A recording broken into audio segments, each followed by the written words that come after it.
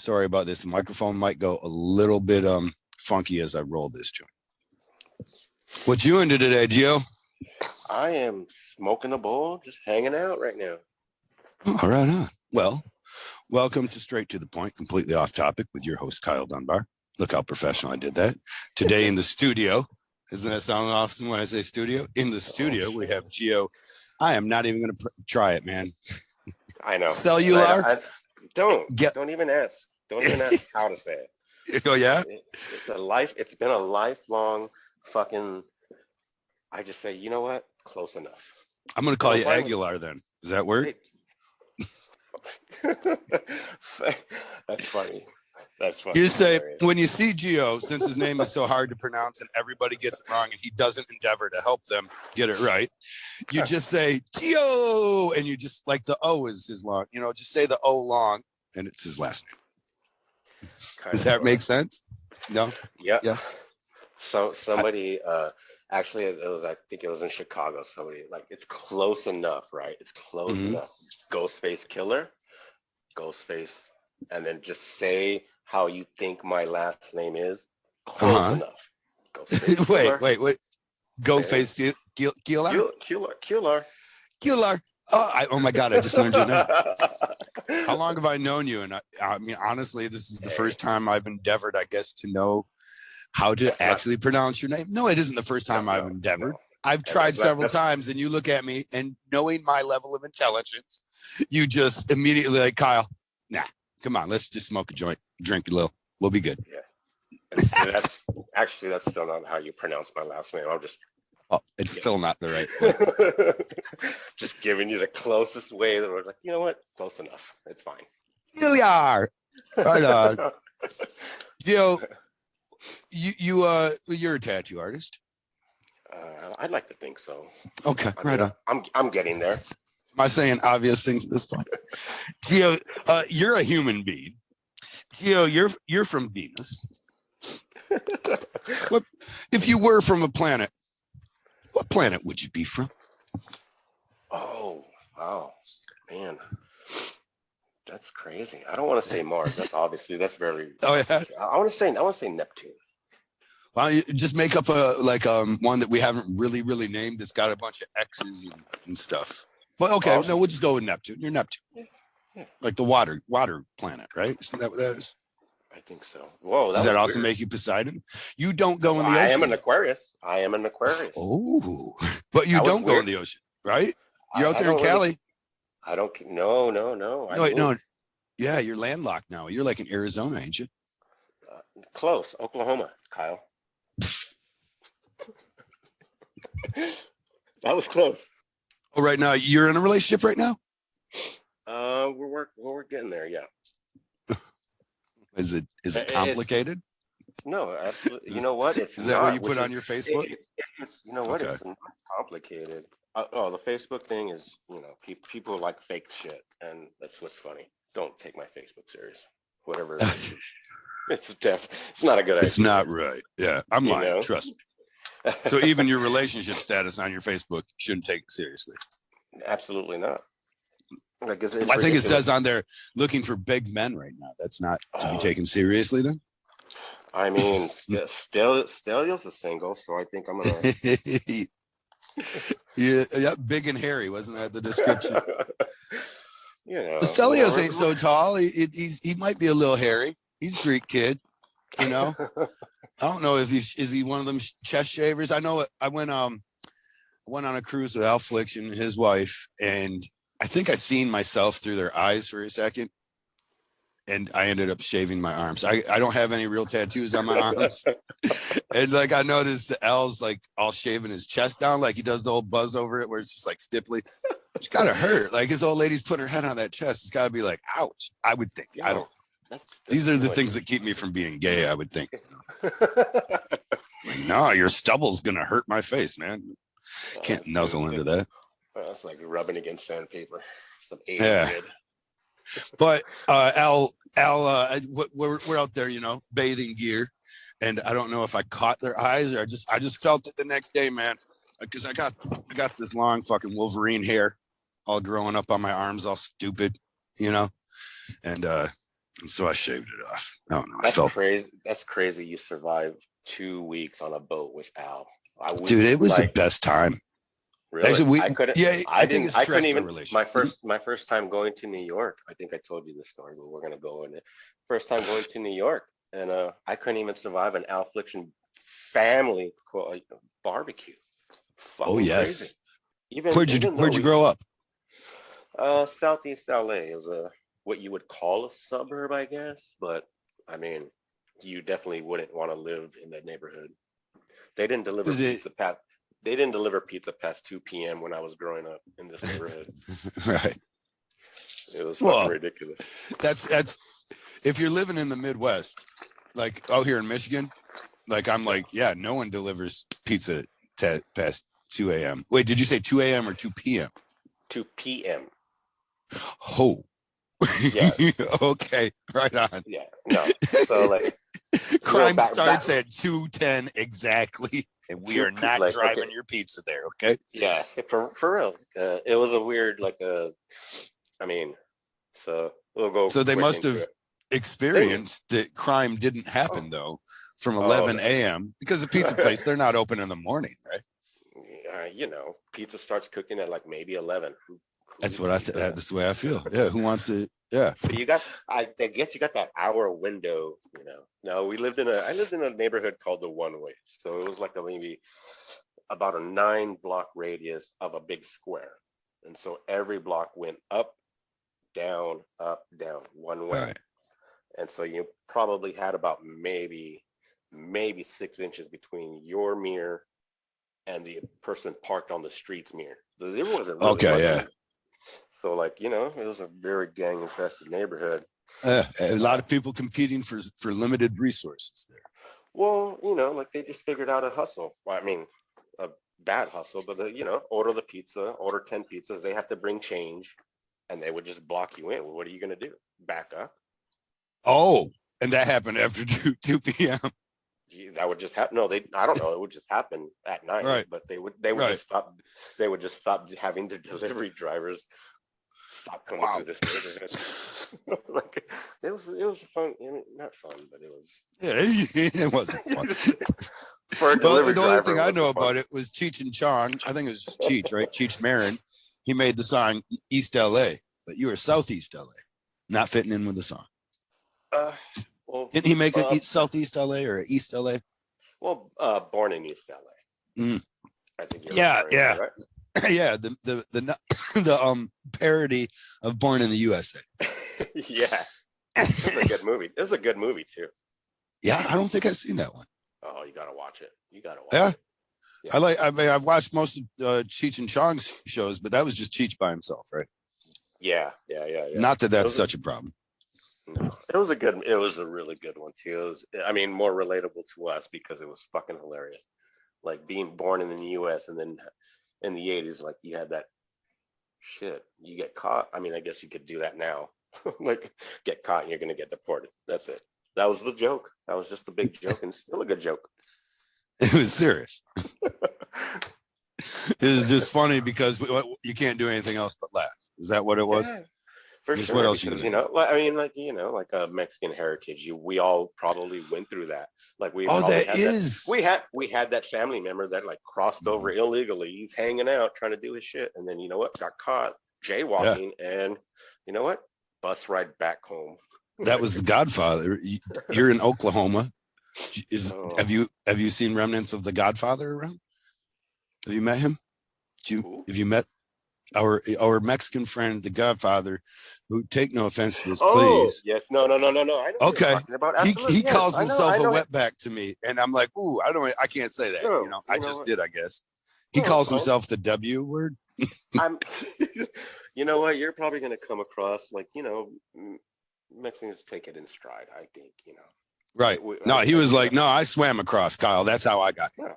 yeah. I don't know Jose. if he was ever serious about it. Yeah, Jose, the Godfather. Yeah, Ink Father. Yes, Oh man, it's been a while. dude. I It's didn't been even that know. I long that didn't I'm realize calling him the that. wrestler's name. I'm Uh, calling him Al Pacino. he's still here too, man. I haven't Oh, ran is into he? him. Yeah, he's still around and doing his thing. He built a shop out there. I Oh don't know man. his purpose for it. And it didn't look any different. I'm going to say that too. Than a shop, a cheap shop. You know, he was cutting corners, but Oh he yeah. didn't use any nails on the 2x4s. He used duct tape. He wrapped the ends, and he did normal construction, like 16 centers, probably 2-foot center because they're interior partitions. But then he used duct tape at the top of all these to get the 2x4s together to make a wall. It was I thought it was great. I'm like, what the hell are you doing? And he just, like, matter of factly was like, I'm building a. I'm like, no, dude, you don't have a hammer. You've got a roll of fucking duct tape in your hand, man. I remember the very first time walking into that shop. It was a really long time ago. Oh, it You, was uh-huh. it was when Shane won that fucking he did what was it, Gambling Rose up there in Ohio, something like Okay, that. yep. I Was it? was one of the. You remember that? I feel like it might have been in PA, but it could have been Ohio. You know, it was like No, Cincinnati. It was, Cincinnati or something. yep, Yeah, yeah, yeah. yep. I did a And road it trip didn't with do. Jose. No, it didn't. I did a road trip with Jose, and I stopped in Tulsa. I was here for like 2 days, and it was the first time walking into that shop. This guy had like there was tarps separating like one part of the shop to the next part, and I was just like, oh shit, you know. But Wow. I've been to conventions and worse Where's what? conventions. I've been to like, You went to a or, convention in a mall, right? oh yeah, yeah, fucking holy shit, man. Well, that let Okay, me to our listeners. One of the I have several friends that travel, obviously, traveling tattoo artists. Gio is one of them, and Gio, I'm having him on purposely. Well, because I love the guy, but also, and I want to give you any platform you can to showcase your artwork, which is beautiful. And you should book up with a kid. And he's coming to your city, so you might as well. But I'm also having him on because he has done this for so long and gone to so many obscure tattoo shows. oh man, Like you oh take man, it, you gamble. yeah. I You're mean, like, first year, I don't know, the booth is cheap. I've got a ride. I'm you going. know, I had a, I had, I had to think. It was a different upbringing on my end of like how tattooing started for me. You know, it was I lived with a friend and he was like in high school tattooing. This is how far it goes back, but I was like, I looked at him and he like was flipping the fuck out all the time about like keeping up with shit and dealing with people's attitudes and friends wanting to be this hookup thing. And Right. this is way before my thought process of even being a tattooer. He made Okay. me super discouraged. And I was like, I don't even want to do this. It I seemed was, like work. yeah. And Oh, so and keep that in mind. And so go back, you know, I've always been interested in art. I've been drawing and doing art since like I remember third grade, like uh-huh.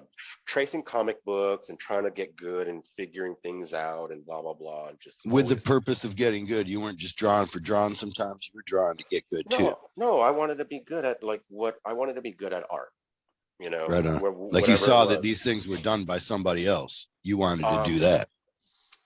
and even then I grew up with which you know like my and goes even further a little bit like don't talk to him about him too much, nobody really knows, but like my father like is a and my uncle and my dad, my grandpa, they're all into car rebuilding and restoring old custom cars.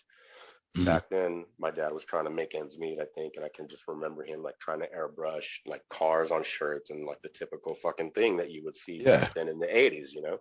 Hmm. And I guess that's what the starting was, but I was into comics, so I was trying to draw Spider-Man and Batman and fucking Flash and all that kind of shit Yeah. and stuff like that. So that's what kept Who is me your into it. favorite? Who is your Oh, favorite comic? Batman. Okay. Yeah. He's a You Batman. love the night, huh? Yeah, it's when the fun comes out. You know, or I'm in bed, drunk, passed out, and it's still a good night, Right. and it's Yeah. still a good night.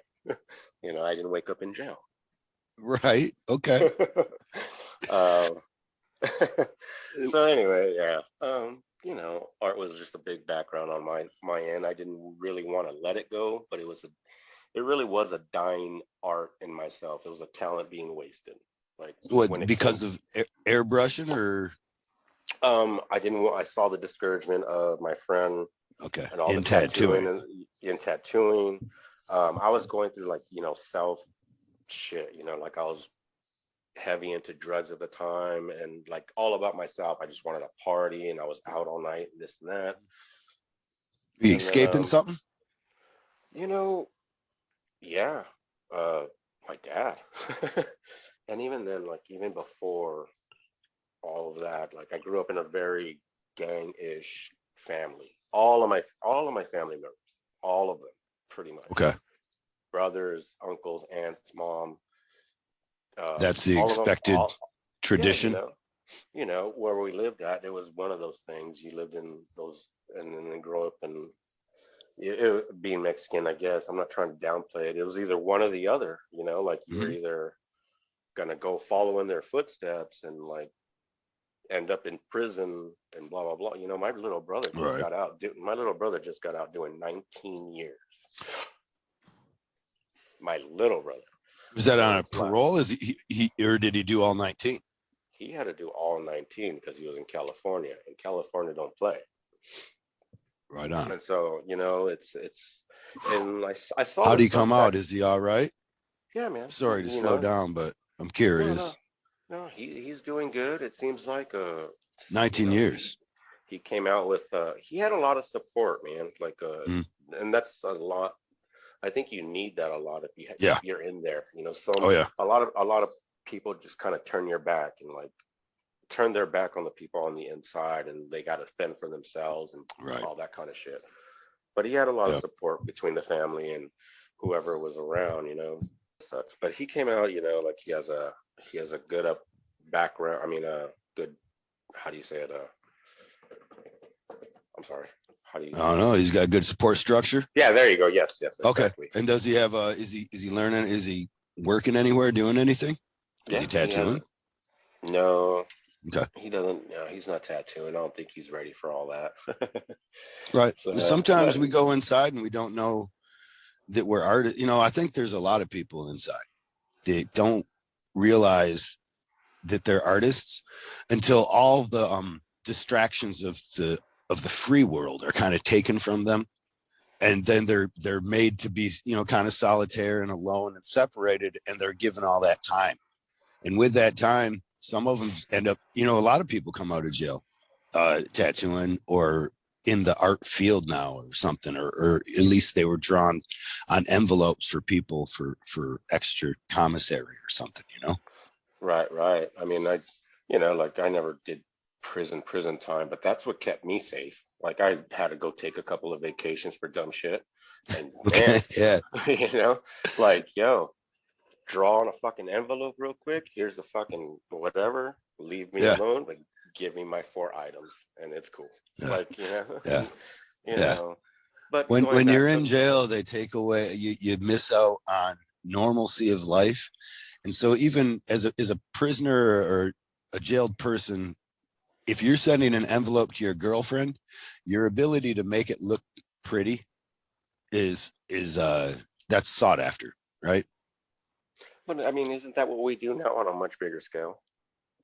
Yeah, On a, just on not a, on envelopes we're necessarily. not we're not doing on envelopes, and we're making Oh no, maybe you know, actually, if we get really deep into it, maybe we're just doing it on envelopes that are you know, carrying the that soul inside. you know. So going back to like I said, I mean, like I never going back to like how tattooing came about. Like I didn't want to at first because it seemed like such a headache and dealing Yeah. with. Yeah, And you then got the guy, woe is me, about his poor life as a tattoo artist. What did he but want to, did he want to do something else? Was he a I have rap no star idea. or something? I Okay. have no Sorry for idea, getting into man. him so much, but I No, wonder, no, no, no. I'm That's wondering what this what is made about. him such a coarse individual that you're like, oh man, that looks like shit. How many of us I'm, artists do you know that with a successful career that were just like, no man, I was born in the suburbs. It was really nice. I was high upscale living the whole time. And, I just felt this passion to draw. It's like, oh, no. right. Yeah. Let me No. let me not take advantage of my parents' money. Let me go work and figure this thing out. Yeah, Let no me, one's an let me, artist when they're rich. and then come into traveling. This is what I want to do with the rest of my life: pay for hotels, plane tickets, and let's just hope money comes back. How's it been going with that? You've been doing it so long, it's got to be doing something. You know, um, I'm glad things worked out the way they worked out, and are working out the way they're working out. You're taking a piss while I'm fucking talking to you. I was watching, yeah, for sure. Let's say you're washing the dishes. Make it better for people. I'm washing my hands. That's fine. She can edit this out. She said, "Yep." I just walked past her because I just spilled coffee all over my sweats, and so now I'm scared of the stain setting in. So I'm going to put some cold water on it. That's what Grandma said. That's exactly what I did. I spilled some coffee. Are you kidding me? No. Is that Kismic? Dude, are we like those photons that they proved time travel was possible with by making them bend in the same ways but across distance, but controlling time? So like that's you and I, dude. We might be about to zoom back. As a child, I always believed that there is somebody doing the same thing as I am right now somewhere. It's almost impossible to not believe that. It was me, man. Well, in this instance, there we go. See? Hey, yeah, we might have like that. So if time travel ever is going to exist, right? That means it must exist now. You don't watch infographics, bro? What's infographics? Oh wow, Kyle, really? I don't watch shit, man. It's a Facebook thing. It's shit, Facebook, yeah. It's a Facebook channel. It's weird as fuck, and they try to like sell you on these are facts. And they were like, I was watching one earlier, and it's funny. And they're like, oh, people that got caught time traveling, and they caught like these fucking 1940s photos, and it looks like someone's talking on a cell phone. And they're like, I've seen these. I've seen them debunked too. If they can time travel in the future, doesn't that mean that if they can time travel backwards in the future, then wouldn't we imagine that time travel exists now as well? I mean, depending on how far back they can go, we don't know the real controls over it. Maybe it gets better in the future, but it's got to be possible. How much do we really know? I mean, I know that I don't know. Yeah, exactly. I want to know that I know, and I want to believe that I know. They're leading us to believe. No, you don't know. But I'm still hoping the world's flat. Oh God, don't even. I'm just hoping. I don't think it is. I mean, no signs point to that for me, but man, how cool would that be if I'm just like, I could wake up and it's like, my whole world was a lie. It's new, exciting. Yay. Why were they doing this? What fucking possible? It's like, is the basketball actually a Frisbee? I don't know. No, I can't even agree with that one. No? Flat Earth people are just like the worst. Why have you've met several or not? I haven't met too many. No, I haven't. It just boggles my mind that it's a thing. It's like, are you fucking serious? Like, serious? There's a show on Netflix called Beyond the Curve. That's a fun one to watch. It's pretty good. You could probably just watch the last 5 to 10 minutes of it, where they really surmise the whole thing. Oh yes, and you're kind of like, yes, with Bill Nye and all that. Nope. Well, they might have had Bill Nye on for like a minute, but he was not an integral part of it. This was actually a documentary following the people involved in the movement of flat Earth. Oh no! Oh man, I got to get on that. Oh, it's pretty good, dude. It's good. Honestly, I came away with an understanding of them as being scientists. Oh, stop. Dude, stop. Far more. Think about it like this. Okay. Far more scientific than I or you, because we just accept that the world is the way that we've been told the world is. And we don't run scientific experiments to test those theories. We're just like, I get it. Yeah, the world's round. You showed me pictures, sent people to the moon. I'm with it. These guys say, listen, I don't get it. I don't buy it because y'all be lying to me. You told me marijuana was bad. And then when I didn't say no, I was like, this stuff's okay. So now I'm checking out everything, and they do experiments. They miss on a lot of points sometimes. And in the end, they actually, I don't, spoiler alert, if you don't want to know the end of Beyond the Curve, don't listen right now. I already know the end. The Earth is round. They prove that the Earth is round to themselves through their experiment, a very elaborate. It had to be funded. They had to buy products, and then these products weren't good enough. They had to buy better products. You know what I mean? To test the Earth. And they prove in two different ways that the Earth is round. However, they go back to the drawing board, because the very interesting thing for me about it is that it's actually more about what we can and can't accept. If I have lost my family members and friends because I have this crazy belief that I want to check out, and then I find out I was wrong, where do I go? Right. And also all the community that I've built up inside of that. Hey, the world's flat. Oh, I believe you. I'm with it. Let's try and find out. All those people I just lost all their friendship. If I say, oh, guess what, guys, I was wrong and we were wrong. Now I'm as hated as everybody else that I used to hate in that group. When someone would come on, the world's round, you dumbasses. And I'd be like, oh, fuck you, man. You're so, you're like my mom, my dad. Irresponsible for spreading, like, I always think that's irresponsible to spread misinformation. And no, I mean, you can if I stand in judgment, as long as then yes. If it's an opinion, an opinion, yes. If you're trying to lay a fact down and you're fucking wrong, you should move on. Yeah, you should. What happened? What's that? But it's tough. Name? Something Jones. Like he thought that Sandy Hook or Sandy Hook was a conspiracy. Now look at that guy, Alex Jones. Yeah, he's so fucked. He's so fucked for spreading misinformation, thinking like it's basically the same thing.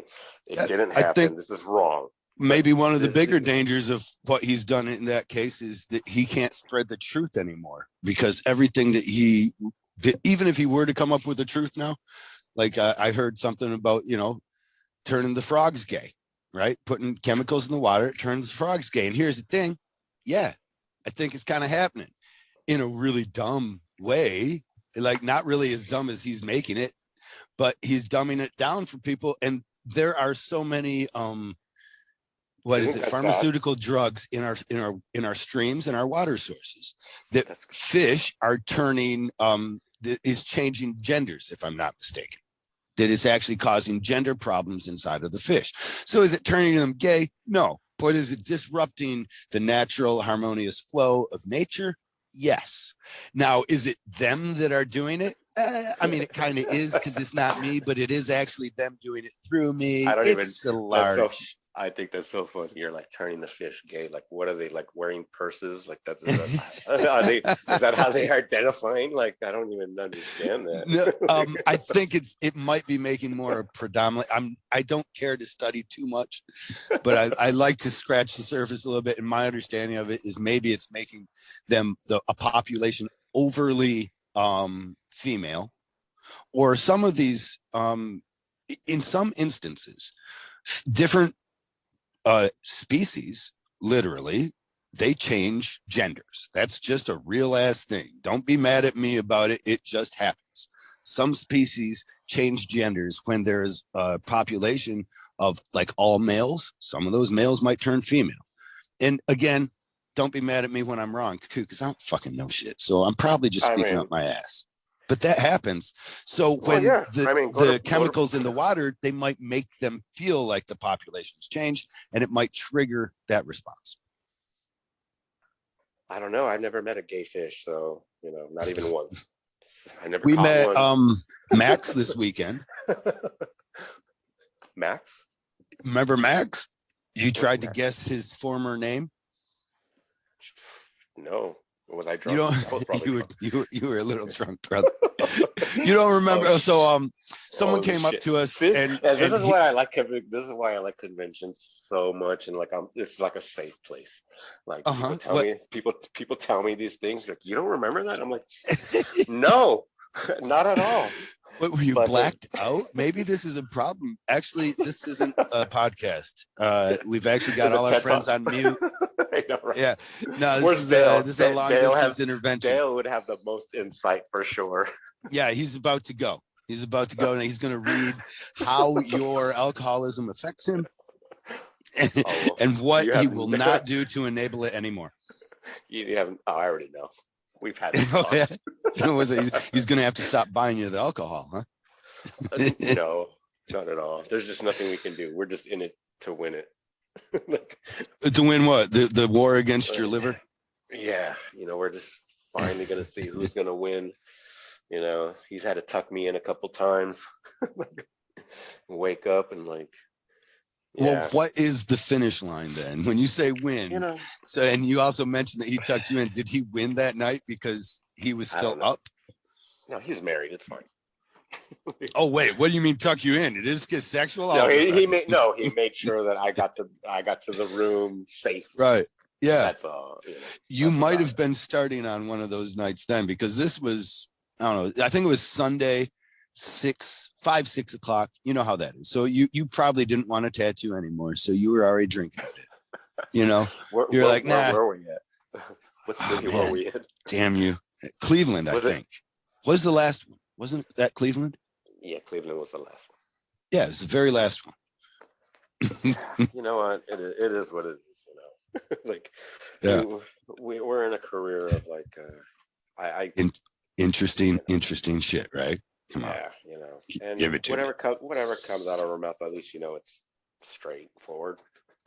Oh, I need to make commercial breaks now, and I actually just need to plug my own shit. Like I'm always having everybody else plug their Instagram and stuff.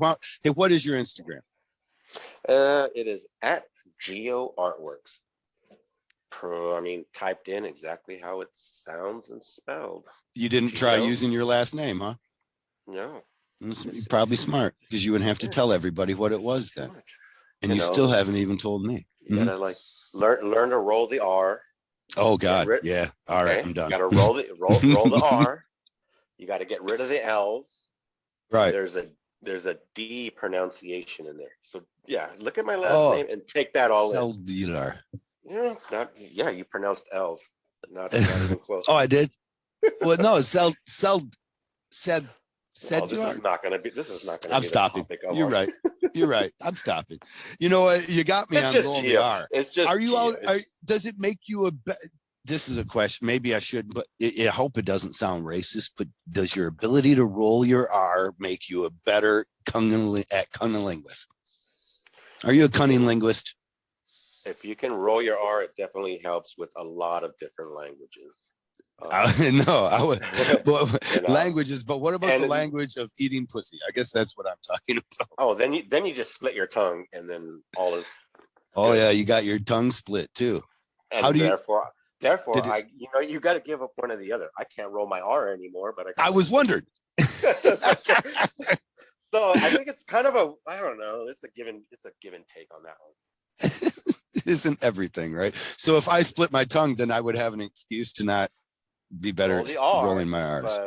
Roll the R, but you know what? You better do the business down there. Right. Better at doing business down there. Right? I forgot that you had your tongue split. Crazy. How'd that feel? Oh man, it was such a crazy. I think my experience was a little different. It was after Philly convention, so you know how that goes after all weekend and just being in Philly and Philly, the biggest tattoo convention in the world. Oh man! By the way, listen to you and Troy the other day. Fucking awesome. Thanks. Thanks. That was fun. It was, just like you said it. Like back then, a few years ago, going out and being on South Street at night on Saturday night after the convention. Holy fuck, just whatever. Had the super dope opportunity to actually guest spot in that shop on South Street, Philadelphia at Eddie's. Wow. So that's really, with all that history, cool. Huh? Yeah, man. That was really, I think I talked to Troy about it not too long ago. I think it was like this past convention when we were in Philly.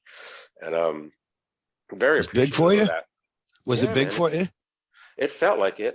you know, like It's like I'm, is it kind of like you're walking in your dad's shoes or something, like a little baby, you know? you know, like I mean, well, it's Troy, so like we all like look up to him, Yeah, like Papa. like it's like I think he said something like he created an avenue for people that can, and traveling is not for everyone, you know. Right. It's obviously not, but if you stick with it, you get to meet and network so much better, and Yeah. opportunities can be right around the corner as long as you conduct yourself a certain way around that type of environment, like you can't just be a fucking asshole and then like assume that you're just, Yeah.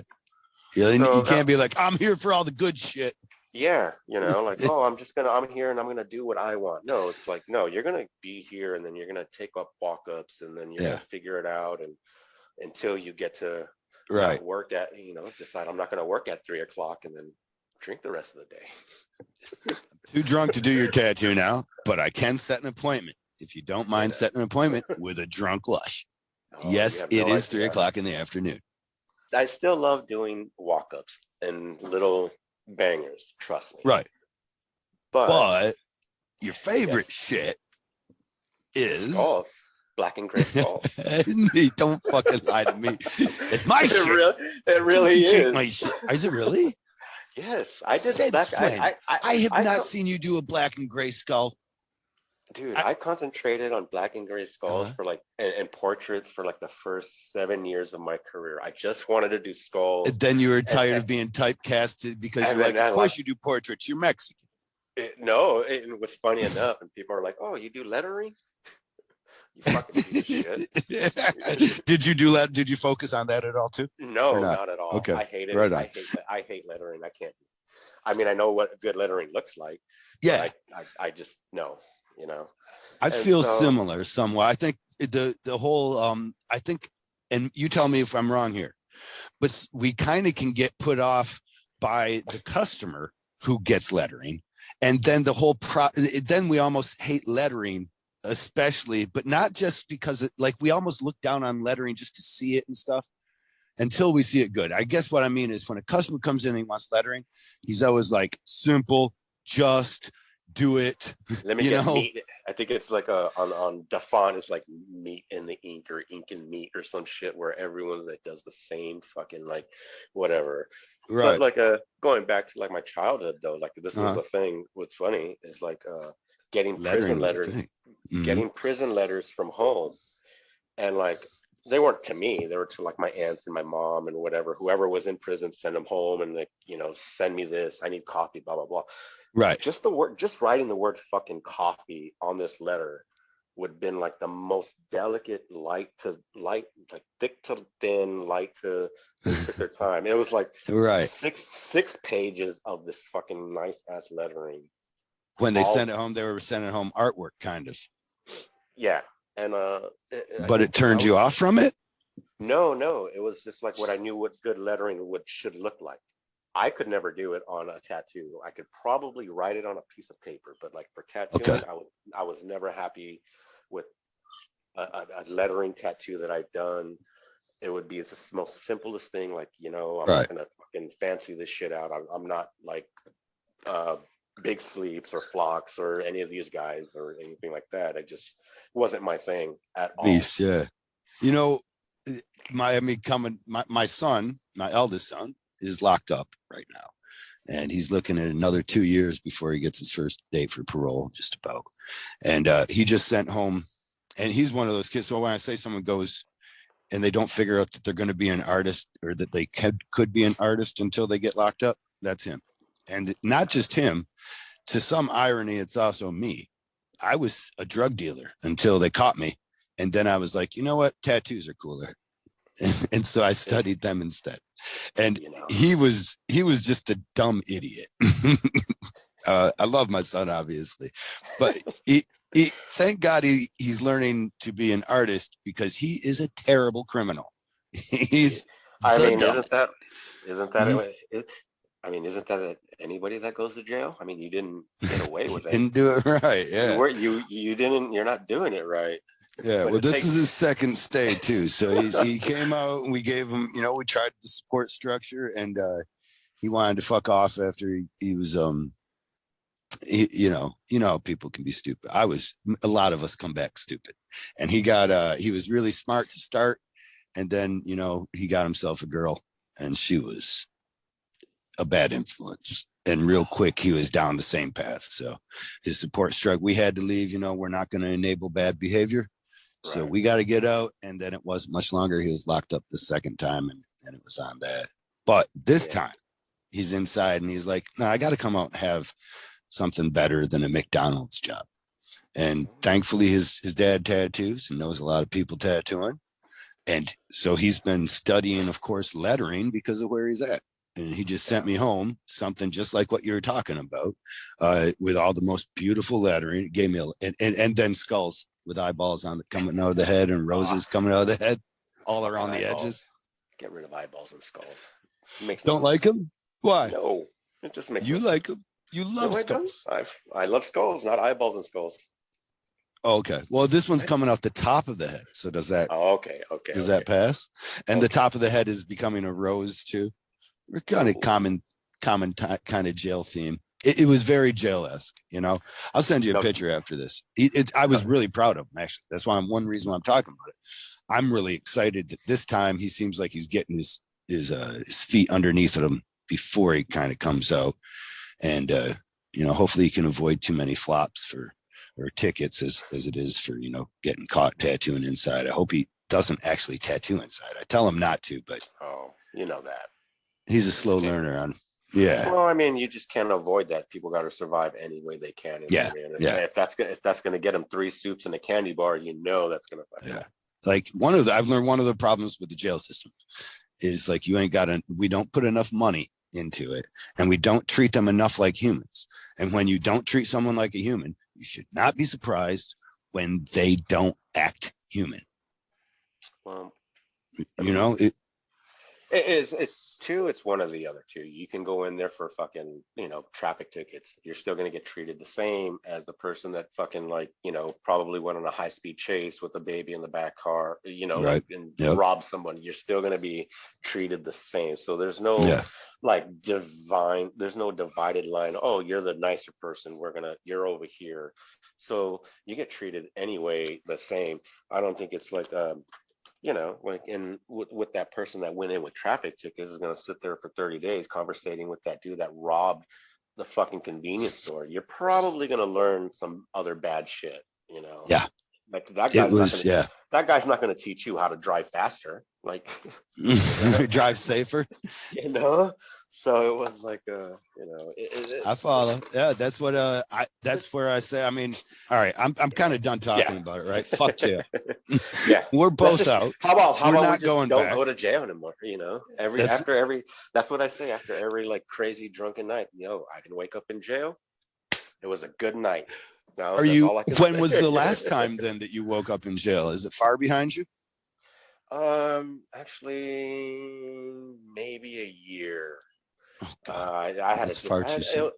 No, but it was a disagreement with the neighbor. Him and I knew it was going to happen. We got into a fight, and it was a mutual fight. Fist fight. Okay, yeah, right. And they took me, and I stayed there for the night. And the judge threw it out because he knew that I would have beaten the case anyway because of the situation that had happened. Oklahoma has this stand your ground law. You have the chance to either walk away. But if you come towards me in an aggressive manner, I'm allowed to punch you in the face. Yeah. Right. So that's what had happened. And on some instances, I certainly don't mind that. The use of deadly force in some cases like that, without the threat of deadly force, that gets a little bit concerning to me. But he charged me with his motorcycle. Oh God. Yeah. Well, that's deadly force. So and I was just walking around the block. Me and my friend were walking around the block, like where I live. It was a nice night, a decent night, and we just take a walk around the block. And what were you doing that was offensive? Are you yelling profanities at the top of your lungs? Not at all. Not at all. You listening to your rap music or something? You got your pants too low? Something pissed him off. Yeah, we had a like okay. I won't want to make a long story longer, so I'm gonna just do it real quick. Hey, this So is a podcast. We get to be long. okay, Uh-huh. then here we go. So he has two children. They had two children. It was him and his wife. They live on the other opposite side of the block and whatever. And I Uh-huh. have my kids with me. And like they're kids. Want them to play, do whatever, just be fucking neighborly kids and play outside and do your shit. Yeah. And one day, I don't know if it was the first time he hit my daughter in the What? face. Yeah, they're young. They're very young kids. Oh, the kid So did. yes, yes. Oh, okay. Yeah, yeah, yeah. That's what I was saying. Good Like the kids distinction. play. Yeah, yeah. The Yeah. kids were Okay. playing and they I were thought you doing their meant the thing. guy that charged Oh, you on the motorcycle was like, I oh yeah. smacked your That's kid and now I'm shit. going Fuck. after you. Yeah, right. And so yeah, that happened. And like being being a parent, I'm Uh-huh. not gonna, not to be too hot-headed, but go over there, talk to the parents. Hey, Yeah. your Hey, child, that's happening. your child did this, Give him some and lessons. like this is what's happening or what happened, and blah blah blah. And he was like, oh, and the father was on his walk and walked right between the wife and I, didn't even acknowledge the conversation, just walked right in the house. Didn't whatever. And Oh, I you were thought that was trying to get his attention? well, I was talking to the wife because he wasn't at the house. And Okay. so when her and I were talking about it, it was like, hey, your In son the is front doing this. yard or something like Yeah, that? Where you guys talk? yeah, Okay. right. Yeah, right in the front yard. And then she was like, oh, he's coming up. And then so I waited, I paused the conversation because hopefully he's gonna be like, hey, what's going on? Nope. Right. Walked right between us, walked right in the house. And I was like, yo, and In I looked at between you her. even. Yeah. And I was like, yo, what's up with Mm. that? And I was like, yo. And then she was like, he just doesn't like to handle these type of things. And I'm like, you know what? It was a drawn out conversation to the Right. point where I was like, I don't know what your kid is doing. Like, I don't know why you would think it's okay for him to hit a girl. I don't know Right. where I was like, and then my ass was like, I don't know where he's getting it from, but he's getting it from somewhere. And that was me, You said that? yeah. Very And so judgmental, brother. that's fine. That's fine. Yeah, yeah. No, there's judgment you get the I right to like, put down, right? like his child hit my child. Right. Yeah. Like I And need to defend this is it. And it's hard to this is even come down off the emotion but right now. Like, they're 4 and 5 years old. This is how young they oh, are. good. You yeah. So that's why I was like, well, he's seen it from somewhere. That was my Okay. fucking where I left it at.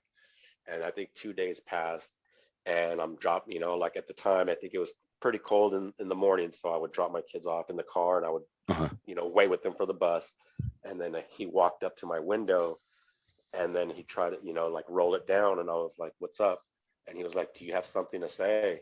And I told him, I was like, "No, I said everything I had to say to your wife the other day." I was like, "If Your you were kids were there, in the car yeah, at the time? Wow. yeah." Okay. So we're still waiting for.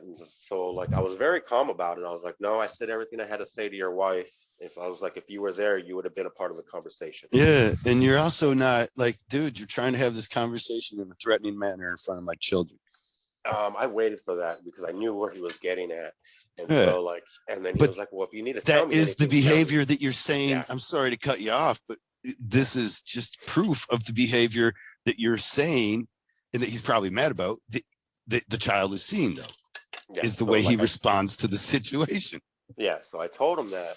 Well, not, so he was like, like, hey, well, if you have anything to say, you can tell Mhm. me now. And I was like, bro, like, I was like, I'm not the one.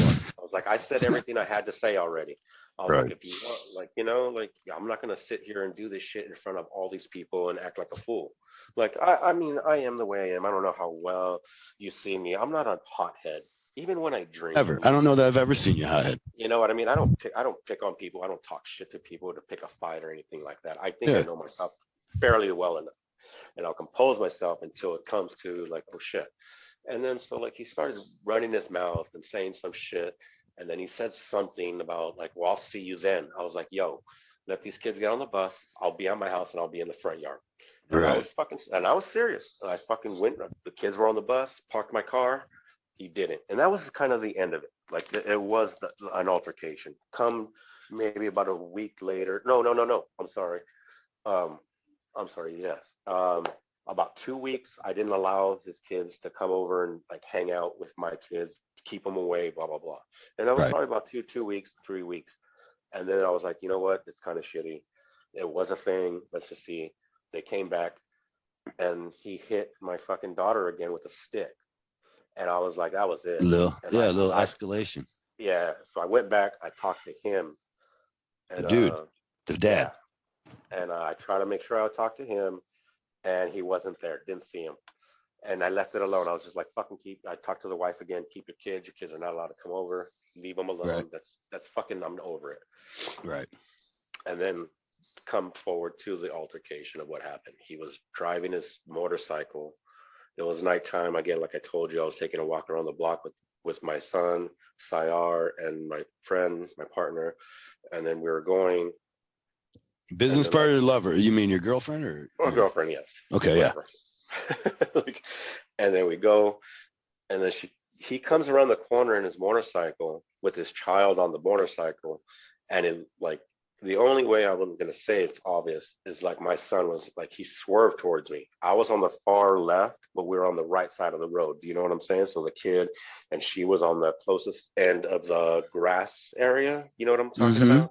Yeah, so the shoulder. I was towards the middle of the road, and so he comes around the corner. As generally, in my stupid opinion, a man should be, so that he can push the kids and the women out of the way and take the brunt of any kind of oncoming traffic. Okay, exactly. And this dude pulls over in the other lane though to swerve towards you.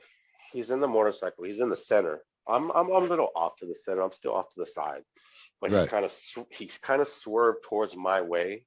Like on a motorcycle, you just swerve a little bit, but come right back into. And my son caught it, and he was like, "Dad, he looked like he tried to swerve to hit you." And so I stopped in the middle of the road, turned around, and I just stood there. And like I was looking back at him. Mind you, it's still like sun's down or whatever. And so all right, let's set the setting because we got listeners. So sun's down, silhouette behind you, arms folded, cross look on your face. No. I'm just in the middle. I'm in the middle of the street looking back at him. He's about maybe 4 or 5 houses down. It sounds like we're setting up a stare down before a showdown. For sure. And like the whistle goes off, I definitely timber. Look back at it was more like that, what the fuck are you doing? Look, when I turned back and stopped and looked, and I was like, what the fuck? And so I didn't say anything. He dropped off his child off his bike. Backs up and then comes towards me, and this is where we left off and how it happened. So he comes back on his motorcycle towards me, and how old is this kid? Because the kid's only 4 or 5 years old. Is there a different child? No, it was the child. Yeah, 4 or 5 years old. He was sitting on the I'm stopping a second to think about this because how like if your claim that he takes exception to is that the child who is hitting your daughter now in an escalated manner twice, once in escalated manner, I mean with a stick, from fist to a stick, which is a huge escalation. Right. If that is your complaint, that he is learning it from somewhere, and that is the complaint that this guy takes exception to, because of course it implies that he is violent, right? And then while that kid is driving around the neighborhood with him in an unsafe manner with a helmet on, I'm asking as well? No. Of course not. No. So as long as he's driving around and he then swerves towards you, teaching the kid this aggressive behavior. Are you fucking shitting me? How can you be mad about your statement that is now the truth? Instead, he's going to back that claim up. So he goes, and after he does that, he goes to his house. I see him. I'm standing in the middle of the fucking street looking at him because he's not that far, but he's far enough. Drops the kid off, backs up, and then rides towards me. I'm not leaving anywhere. Right. I'm standing. Yeah. I'm going to stand right there because now I feel like he has something to say towards me. So he comes towards me with his motorcycle, stops right there. I think it was like a quick, maybe 3 second, like, what's your problem? I don't know. He said or that you?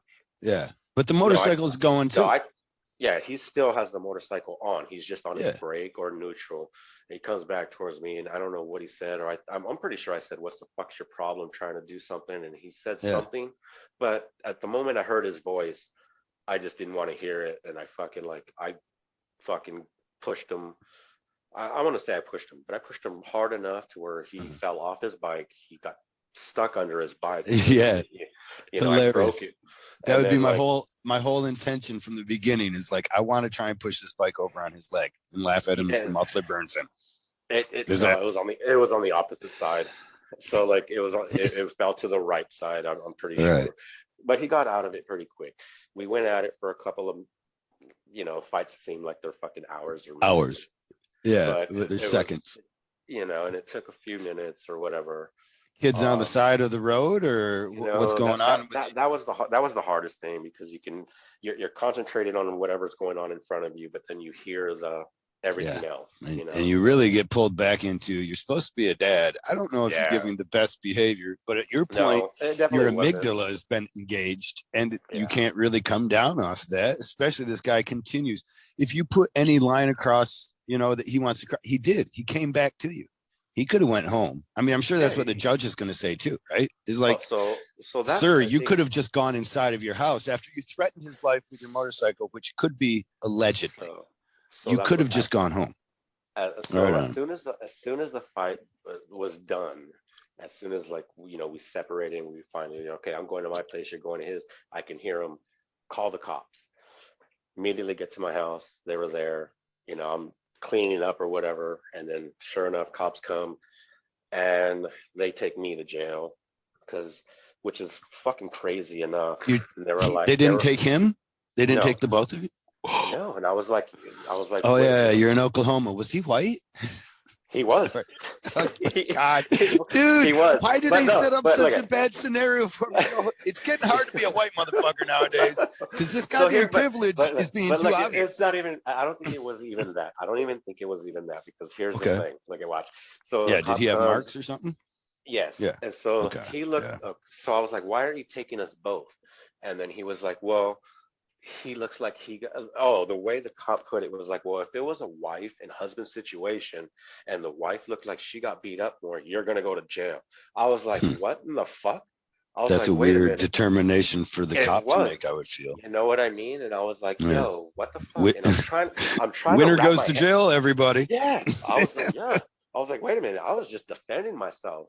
And I even told him, I was like, yo, Right. he went to his house. He didn't have to come I'm back just to me. good at it. Yeah. And I told him, I was like, if he came at me with that motorcycle and I had my gun on me and I shot him, I'd still be walking away free.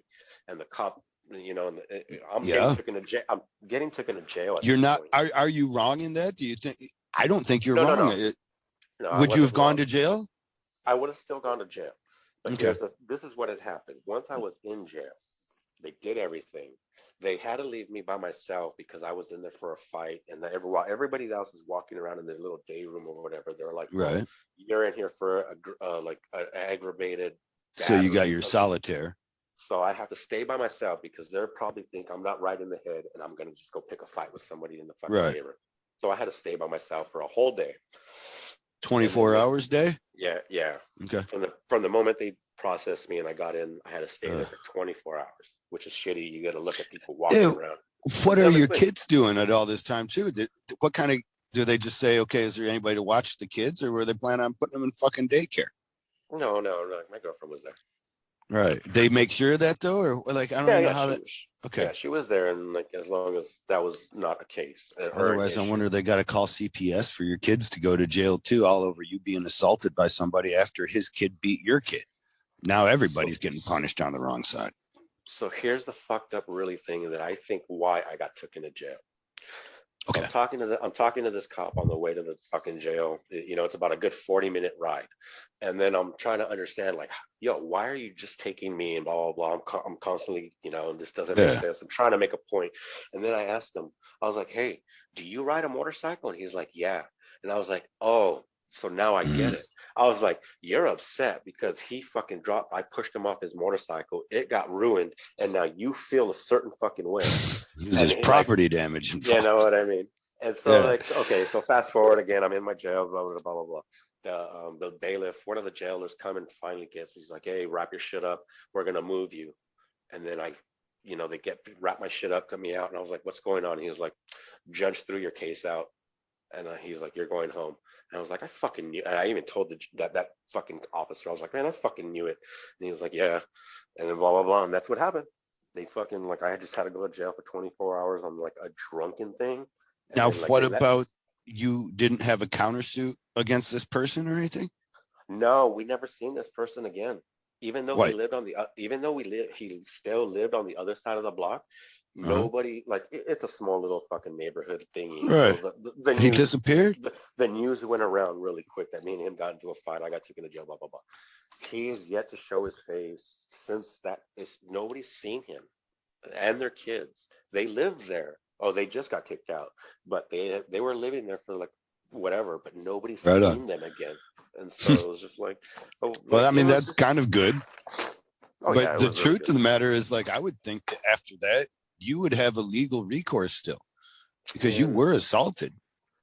I just don't, And in a stand your ground case, don't you still get to charge if you assault the other person? Don't you still get to charge them though with this? Or if they assaulted you, wouldn't hey, you still be able to listen to me trying to act just like I'm a lawyer? All right. just I should being stop. just being out of jail is like, you know what? I don't need to fucking deal with this. I'm not the one Yeah. who looks dumb in the situation and blah blah blah. And just like, Right. and it was just, pass it on, let it fucking, Some emotional intelligence, huh? yeah, just Very let it proud go. of you. Just let it Listen to you go. all grown up like a big Chio.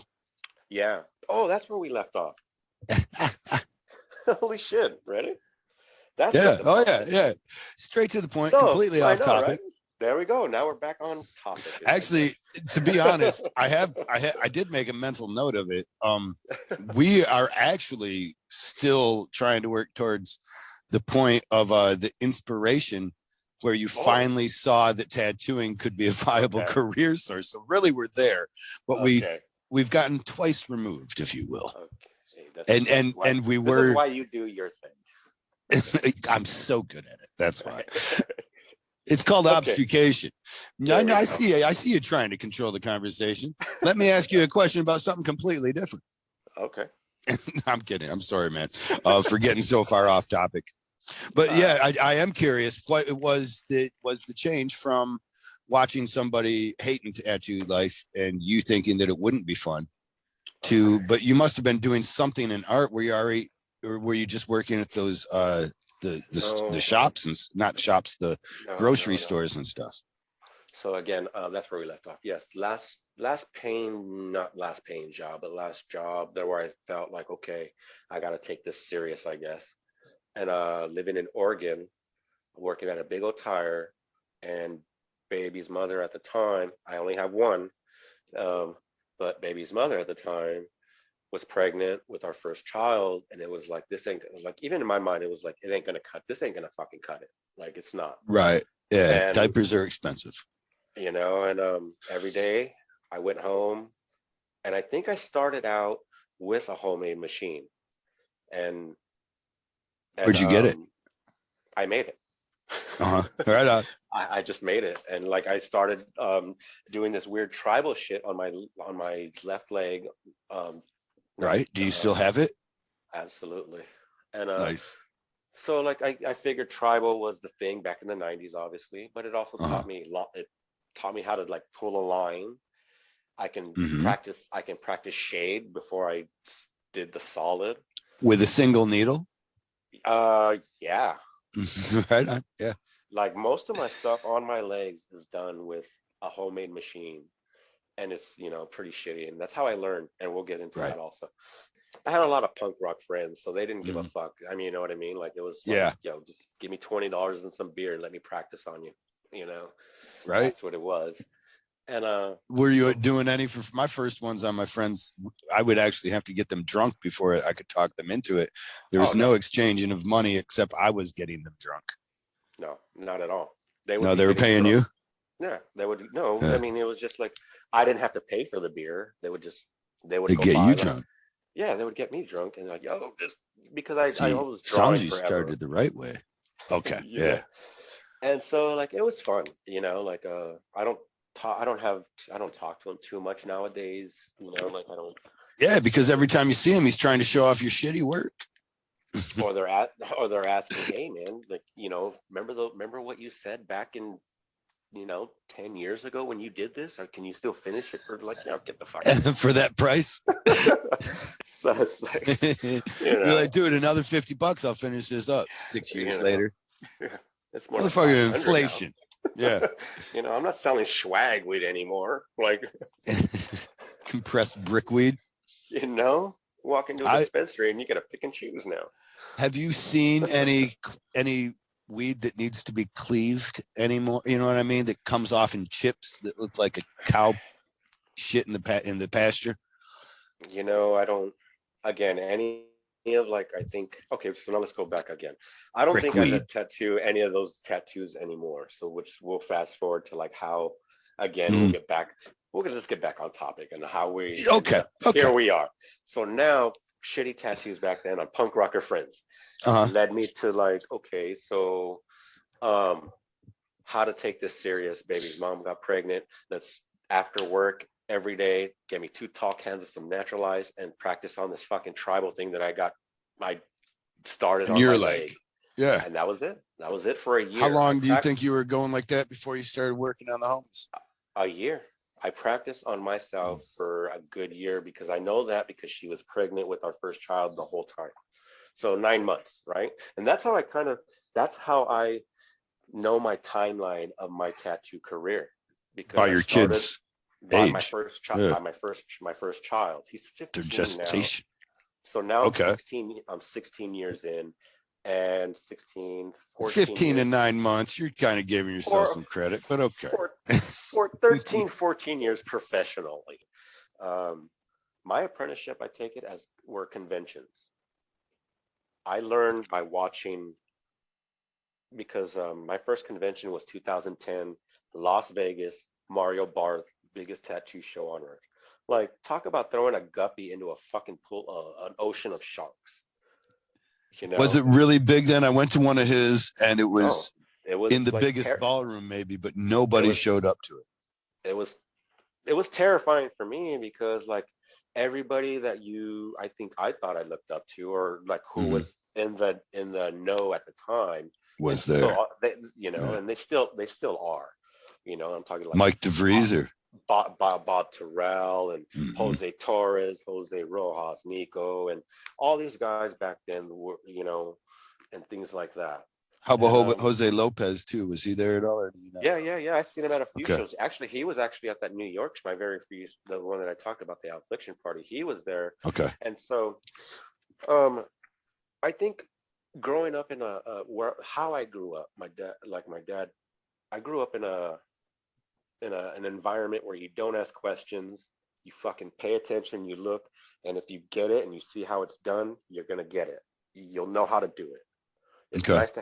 It's nice to have someone say, "Hey, this is what you're using," but if you can manage to like, "Oh, he picked up that needle to use it for this." He dropped the drop system was the main thing for me.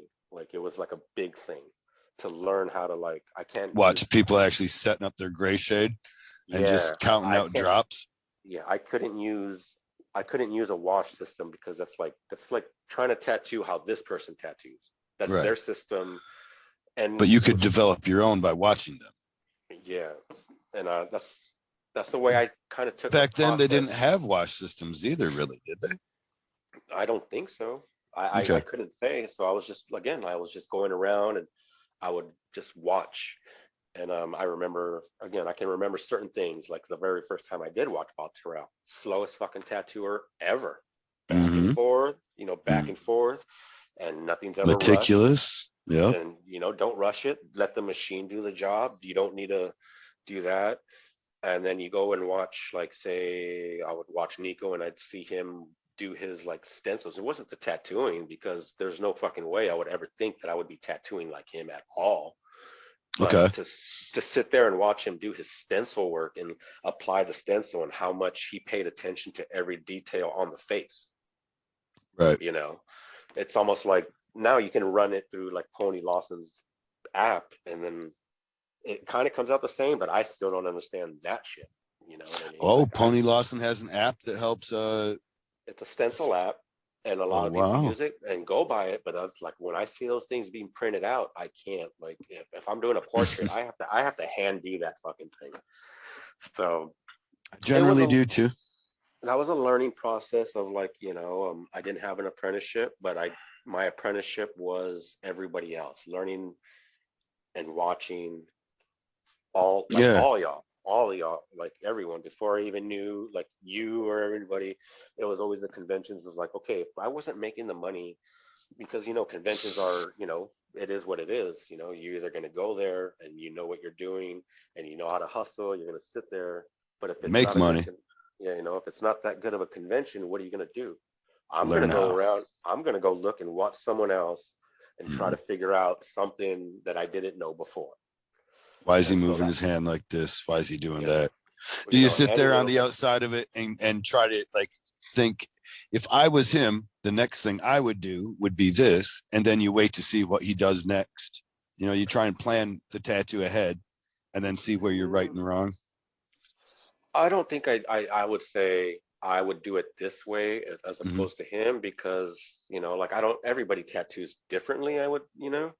Everybody has their own process of how Yeah. they look at and attack the situation, I would say. Like people even will go do the watercolor thing because I know that's a topic. But when the people see me You do that haven't gotten thing, there yet. You started off on skulls. I was like so surprised because so let's people go. understand that Yeah. my understanding of Geo's work may be different than his, because all I have seen him do for the most part is beautiful black work with well applied technically watercolor, which was like a fad, but a lot of people were doing watercolor like it was a bunch of clowns jerking off on you or something, Right. like They did a bit of circle jerk on somebody's shoulder or something. yeah, paint spray or something. But you were Uh, doing watercolor that looked like somebody did a watercolor painting on somebody's arm, and you still do. so But now so you're into skulls and you're barking up no, my career. I see. I no, see no, what you no. got. I see what you got That's how I started. So with the way water, okay, so we'll go back and like again, that was the process of like how I attacked and where I became a tattooer. That's how I became going. Mhm. and knew that this was going to It's become to from go back to traveling. that situation. Is the Well, going to then my let me very stop you before we get to the other part. Let's stay here for a minute, I guess, because I'm off uh-huh. topic anyways. Right, What right. made you decide to go on the road? Like you So you you purposely set out to do it for learning purposes, or no, no, no. Okay, okay? so quick. This was a quick story too. So um, I'll try my shit. best to make it longer for you.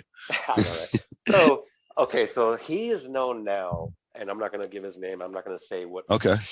what shows he does, but we're just going to say he predominantly stays in Texas. Okay. So you must And be a promoter or something, right? Going on. yeah, he just does shows in Texas. And so we were on good terms when we first met. Like we were really good. Like it was his first introduction to the tattoo world, and it was also mine. He opened up a shop with a partner, a buddy of mine, and he's still friends. I'll tell him. Shout out Mark Douglas. He's fucking awesome. And Oh yeah, I anyway, just met him. oh really? Yeah, just met him a couple. Was it In Philly, DC? in No, DC or I don't Philly? think it was Philly. He was in Philly, but I don't see anybody in Philly. So what I mean? Southern California guy? Yeah, yeah. And he Okay, was out yeah. there with a guy called Little Dragon, but it was a Oh different yeah, yeah, Little yeah, Dragon than I thought. yeah. And Eddie. I started geeking out on this Little Dragon. But I'd never seen Little Dragon before. I thought he was Last Right's Little Dragon, Paul Booth's Little Dragon. Oh, okay, yeah, yeah, yeah, Are yeah. you familiar? And then so I'm Yeah, no, like, no, no, no. Well, I know who you're talking. I mean, I know who the one you both of them talking to. probably. You know Right. what? Yeah. No, I don't. Oh, Little Dragon. Yeah, he did a lot of fucking Alexandria Fitch's tattoos.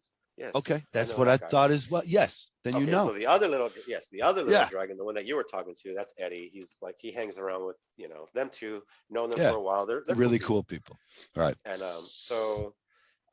this guy that does the shows in Texas met up with Mark. They opened a shop in Orange County. Just so happens my cousin lived right across the street from that guy. I'm gonna always say Mark, so I'm gonna just say that guy as opposed to the Texas guy. So that guy, and Yeah. so he gets my number, hits me up, and he's like, "Hey, I seen you do a couple things. Would you like to work in a shop?" I think it was pretty much one of my first introductions to work into a shop, Right. and I was there for a fucking week. I go down to the corner in the Del Taco to go get some fucking food. Cops jam me up and take me to jail because I have a warrant in this county. For what? I don't fucking know. Traffic. I don't know. Right on. My warrants were never like I'm not Not a gonna. violent warrant, but I one they wasn't a were obviously violent picking you up on. criminal. No, it was just probably driving without a license or some shit. Right. very dumb shit. And so take me to jail immediately, straight to 30 days. Immediately. Didn't there? All my shit is still at the. All my setup was still at the fucking shop and everything. Oh God. Yeah. So immediately do the 30 days. For some reason, within that week, I learned the shop number. That was the only way to fucking get communication to the outside world. Right. Okay. Finally, when it come time to get out, the 30 days are up. He's like, and like I said, this was my very first convention. He was like, hey, I'm going to do a convention in Las Vegas. All you got to do, it's 50-50 and you pay your part of the room, like whatever. Right. And, that was it, man.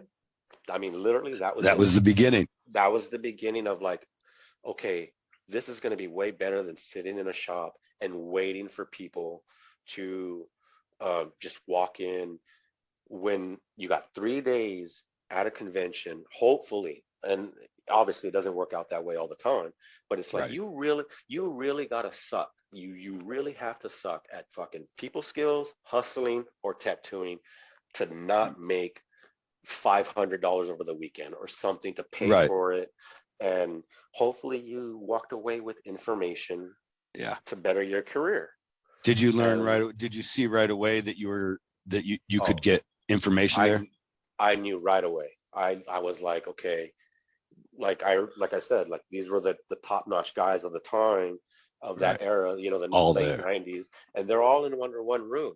These are people that paid $200, $300, $400, $500 for seminars. When I could just stand there, I don't need to ask questions because that was my upbringing. Don't ask questions. Just shut your mouth. Look what he's doing. And right. If you can get it, then you got it. Then you got it. And if you can't, then move along. Then you can't. Then you watch someone else, and maybe they're doing something different that's probably easier for you to get to. Okay. Yeah. Of course, the information may become a little easier for you. So that you catch the bug for traveling then too? Did you have as much fun? That was it. Man. Okay. That was it. Like I couldn't not just do the shop thing. It was 100% traveling, next convention to the next convention, and then learning that process of like how to maximize your travel. Like all that was a whole different platform of trying to learn shit too. Okay. So, Max, you travel light, max, or you mean maximize, hit a guest spot when you're in town? Like why go to Philly for the weekend when you start making these connections through networking, and then okay, I won't use Troy because it's obviously like a higher level, but maybe you met a friend in Philadelphia that owns a shop, and then you know what, hey man, like I'm gonna be there a few days before the show. Do you mind? And then you're there making some money. Maybe my thing, once I learned the game a little bit more, I would move my appointments and be like, hey, I'm going to be there a few days early. I'll tattoo you at the shop, which opened up my more time. Yeah. My walk-in at the show, walk-up time. And I made more money. So these were like a lot of, and as time goes, you learn these things, or as you listen to my podcast. Yeah, I know, right? I'm setting out a fucking. Hey, you're doing your own seminar right now. I don't know. Did you know? Damn it! This one's free, fucker. Fuck, man. Hey, everybody that gets anything from this, you can always Venmo them. Yeah, right. So hey, so with the traveling, had me learn my that I probably wasn't gonna make it doing black and gray for a long period of time, because you didn't have to be super good. If you were really bad at it, then it made our job a little easier. But there was still good enough people on the floor to do a skull, to do, portraits were one thing, but it was like dark art imagery was like, I loved it. And so like I was concentrating on it. And so, but I found like, it was like, here was the thing. It was like, okay, you got the skulls laid out on the table and blah, blah, blah. And then it's usually going towards the male. And he's like, fuck, I like that. And blah, like how much for this? And then you're like, throw out a number, I'm like 700. And then he looks at the wife, and the wife gives him the look of like, nope. Yeah. There we go. You know what I mean? Right. That was the end of it. She's probably expecting 450, 300 when something like that. So and I know we haven't got on the topic. Once I started doing this whole watercolor thing, I'm not be foolish to say this, but we're just gonna throw it out there. It was the total opposite. You know, very bright colors. Um, it wasn't choppy. I would hope, and things like that. So the wife What would do you be mean? Yeah, like just my she would like it better. saturation. Yeah, my saturation was good enough to where like, oh, this is a pretty tattoo, and I didn't like whatever. And so when this whole watercolor thing came into play, like the the the demographic, I guess you would call it, totally did a 180. So it was more women looking at my stuff, and then they would just be like, "It's very pretty. How much?" And then I would say a price, and they would look at the husband, and the husband would look at me like, "You're a fucking piece of shit." But I still want to get laid, so Still you can happy have it, life, hon. happy life, Happy and I'm life. like, "Here you go." So And you like, just started selling to the other person in that I was equation. just like, "Oh shit, this is gonna work out." And shout out to like my friend in Jersey, like Madeline. Uh-huh. Like this is how it really started. She was a friend of mine, or still is a friend of mine, and she would like she's a Jersey girl. She would go to the Philly show and help me with the booth because Hmm. like I'm not stop and go. That stop and go shit just takes too much time. Stop the tattoo, talk to this person, Yeah, all that kind. You know what I mean?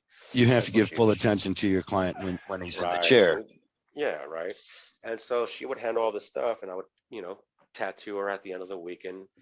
And Yeah, she came up with this weird fucking. She had this weird idea. It was a rabbit with a unicorn horn with butterfly wings. And I'm yeah, like, it's pretty weird. and immediately my thought was like, yo, that's fucking like some new school shit. Googly eyes, big old teeth, fucking, That's what you I know would what I think. Yeah. And I was like, this ain't for me. And then I was like, well, let's just try something different though. And off the top of my head, no reference, no nothing, tattooed her.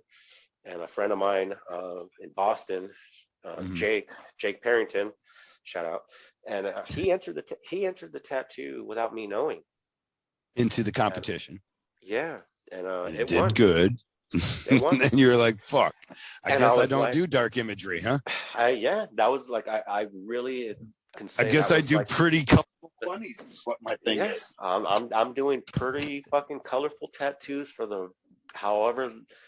And everyone was like, "Oh, this watercolor thing." When it became a watercolor title, they're like, "Oh, this ain't never gonna last. This is the new tribal shit." You know, Yeah. Yes and no. it It's was got more. It's certainly got more depth to it than tribe, because tribal was just that you could only go into so much. There's only so much tribal you can do, right? Till eventually you're well. I repeating mean, yourself. I guess the in the sense of like it was gonna be a fad. This is gonna be a fad. Yeah, but no, I don't think so.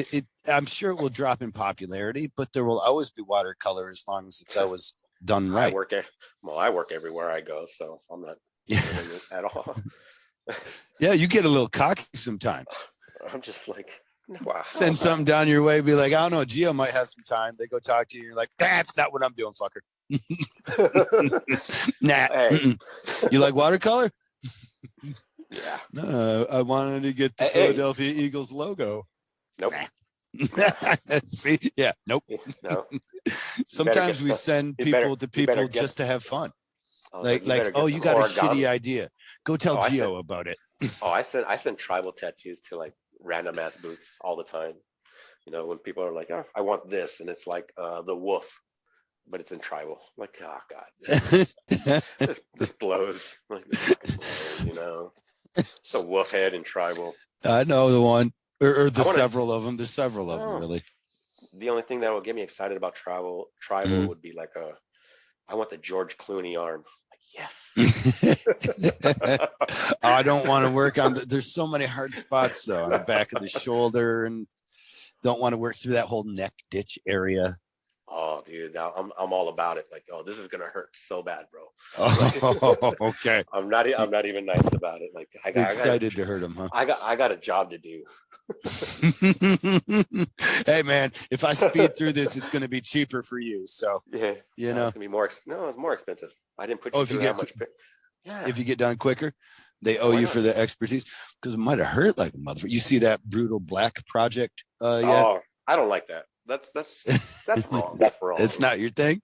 That's What if not he wrong. was just, dude? You should do your own compliment to the Brutal Black project. Do it the beautiful watercolor project or something. Hey, I always say that my tattoos, those watercolor tattoos hurt Uh-huh. enough. Trust me, they We'll hurt. just get all of us on there, and we'll all just be pushing water and mixing it on the skin. A watercolor right across somebody, but just dump painlessly. water. Just dump water as I tattoo. So that way, it just blends out either. Right. Like Well, I was thinking about, everybody uses your system of water, but you could do. I mean, if everybody had the same understanding of watercolor and the we've talked about the actual technical application of your process and how it differs dramatically from actual watercolor application on a canvas. However, if everybody were doing that same technique, you could cover a lot of area really quick. And I don't think you could do it painlessly, but you would probably end up with a more beautiful version of the Brutal Black project. You know what I mean? Like it would just be everywhere, but at least it would be pretty. Like I told you, and funny enough, like I said, I've never watercolored ever. I never watercolor painted. Have you done it since you started doing watercolor tattoos? No, I have no. You still haven't? I have no like. Okay, like I have like my system as far as the way I approach the tattoo. That's for the design process. Yeah, that's just the way I have to follow it, and I just the process of even watercolor, like the actual painting, like it just seems like a lot. And I'm an oil paint, and I oil paint. Okay, yeah. So you're used to that shit staying where it's supposed to. Yeah. Instead of bleeding all out crazy. The way a tattoo is applied, once it's put there, that's where it's at. Yeah, but now you're mimicking something that is the opposite. That's what I like about dissecting your work. For me, is there's a technical part that I understand, and there's a technical part of watercolor paintings which I understand, and I don't really care for so much, And I should say wet watercolor paintings, which is mostly what you're doing, because other people do watercolor paintings and tattoos, and it's more like an ink style painting, where they just barely wet it. We're talking about your color looks like it set down, was pulled across with a brush, and it changed with gradients from one spot to the other as the colors mixed. Well, I use, like, say I'm gonna do a red tattoo, or I'm gonna have to mess with the reds. It's a minimum. It's a minimum of at least 4 tones. Right. Like all the way down to brown would be the first, because that's the darkest that I can get for the red. For the red, and it's I mean, and then two, like it's knowing, like, it's your gradients, your color wheel, obviously. And some people, when you watch these things and they just keep constant, and nothing's wrong with using black, but you're not going to tint yellow with black. No, there's a chemical problem there. Yeah, you're going to end up with your green, and it's very green. Very beautiful green, though. It's my favorite green. Oh, black and yellow. Or just use the actual green that the ink is made from. Stop fucking around. You could. Well, if you want that vibrant green, I like to work with that dirty green with a little bit of yellow, and then go to a vibrant green, and then I'm looking at all my colors right now, and you're vibrant green, more like an artist. You talking about a throw up green? Yeah, that's my favorite to start with. A little bit of yellow and black, and so then you mix it until you get to a mid-tone, and either then you can decide to take it to that still dirty yellow, which I still like, although I know it's kind of ugly. Yeah. And then or you can take it, you can start then going to the lime greens, and then even brighter greens, the I don't know, lemon green. I don't know greens. I don't know colors. Yeah, it took me. Yeah, that's where I live now. It's just and to top it off, I have to have like multiple bottles of one color, because it's or of each. That's why I bummed ink from you this last convention. Right. Remember? Right. I felt bad about it, because I'm like, oh shit, man, he needs this. Like, this is what you use. Like, you need it every day. I need an ink sponsor is what I need. Oh, there you go. Well, who do you use right now as far as ink? I'm not worried about it, but but who do you use? What do you like? Or you just use everything? No, I use Industry. It's good ink. It's good ink. Yeah. It's been very consistent since I moved over. Shout out And to Matt, right? What's Matt's last Matt, name making that? is it, Kramer? I'm reluctant to Kramer. say because I thought it was I'm pretty yes, sure it's I the think you're right. Yep. Kramers. Because So it yeah, was man. there's Matt Clemmer, and I was thinking I must have been mistaking it. Matt Clemmer is not the one making Industry Inc. Matt No, Kramer, no, right? Kramer. Kramer and his wife. I don't know her name, but they both tattoo, and they're coincidentally both do like watercolory tattoos also. Oh, do So it they? was like, yeah. So it was like, you know what? Well, If you better they, get a new ink then. They don't need you, bruh. I know, right? You better It's try out a fine. different company and be like, hey, I'm hitting you up on a sponsorship, mofo, because you Oh. know how hard it is to transport this shit. Be a lot easier if I just went up to the booth. Yeah, right. So, but yeah, I mean, it's been a, I've been doing this style, like the watercolory style, since like 2016, I believe it was when it first came. End of 15, which was Wildwood, which was the show that I was talking about where he entered it. So it was a Mhm. Wildwood show, which were super fun shows to do. Yeah. Mike And Sedero out there on the coast, Jersey yeah, Shore. and well, ever since then, I mean, the rest is history, pretty much. You know, like I can barely give away a skull tattoo for free. Like it's just not in my fucking. They just look at me and they're like, nope, not at all. Right. Just shut You up and got do a any color with tattoo. watercolor in it? Yes, I do. I do.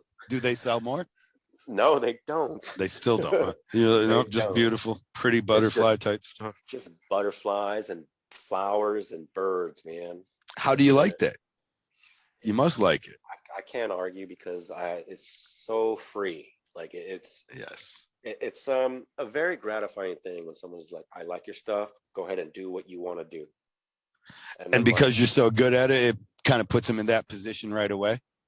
I think They don't want. I one of them I actually Candy helped me with this one. I think we were at the last show when we were next to each other and somebody Mhm. was talking with her. And I'm not, like you said, I'm not like super, how did you say? I'm not super pretentious or like No. being whatever, but I'm like, you know, I'm not trying to sit there and convince you so much Yeah. Right. to like my stuff. I'm like, look at my stuff. If you're comfortable with what you see, that's what you're gonna get. That's what I get. Yeah. And like, you know, it takes too much time and effort to try and convince someone fucking 20-30 minutes of talking for them to be like, I'm gonna go look around for a little bit longer. Like, no, I'm fucking over Right. that shit. I'm over that. Like, Right. yo, here's my stuff. If you like what you see, I will give that to you. Yeah. If you And then don't, you see them in a chair later with one of your friends, and they feel all nervous, like they screwed you over. And you're like, no, oh listen, no, no, you weren't my person. no, my favorite thing is to go over there and look over my friend's shoulder and be like, oh, yep, it Yeah. is fun. Oh, we do. I like it when I'm tattooing somebody, and you can, after you figure it out, you know, like your friend comes by and says hi to you or whatever, it makes little mention of it. I did that to you one time. I believe it was funny. Remember that tattoo, the whole ditch tattoo, the beetle. I think you kind Okay. of Yeah. passed. Remember, you're like, you want to do it? And I'm like, nope. Come back. I come back an hour later. You're like, shit. Like I got suckered into it. Like It was a cool tattoo when I got they're done, but always it was cool. it was difficult to work. The beetle was on the crotch of the arm, right in the ditch, so that it could Right. be closed if she had her arm up, like, you know, to her chest or up to her shoulder, or fist up to her shoulder. And then it opened up and you could see the wings inside. But that created, yeah, Yeah, it's some work. I didn't understand how much that was going to be until I got into it. I did. Well, you know, I knew that it was going to be more than I knew it would be. Does that make sense? I And was that's like, why I tried to pass it on to you first. man, I'm such a lazy piece of shit tattooer.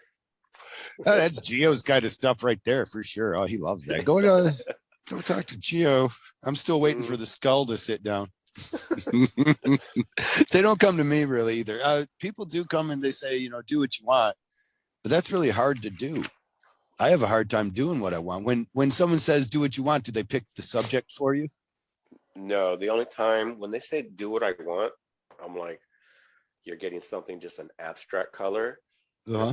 There's no imagery. I'm working with the part of the body that you're allowing me to tattoo. Mhm. And then I ask them, what are your 4 favorite colors that you would like to look at? You're right. Usually it's blue and purple.